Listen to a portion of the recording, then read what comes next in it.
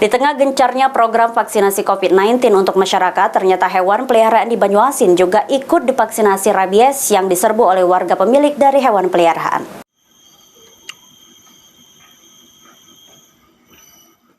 Di tengah gencarnya program vaksinasi COVID-19 oleh pemerintah ke masyarakat, ratusan hewan peliharaan di Banyuasin ternyata juga divaksinasi. Namun vaksinasi bagi hewan peliharaan fokus pada penyakit rabies.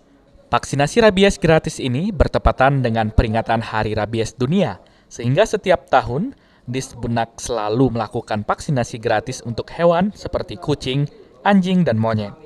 Pengendalian apabila masyarakat kena gigitan, harusnya masyarakat lapor ke petugas puskesmas untuk mengetahui bahwa dirinya untuk mendapati penanganan dari medis untuk mencegah bahwa takutnya hewan yang menyerang dirinya itu mengalami penyakit rabies.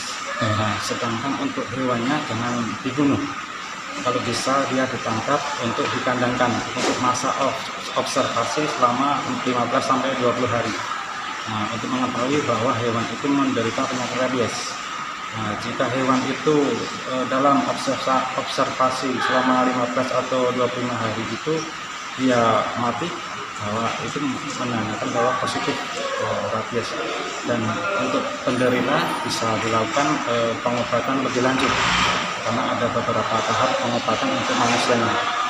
Tentunya kalau dia sudah terlambat bisa Untuk pelaksanaan vaksin rabies, Dinas Perkebunan dan Peternakan Banyuasin sudah dialokasikan vaksin sebanyak 300 dosis, atau untuk 300 ekor hewan peliharaan. Sulaiman, PAL TV.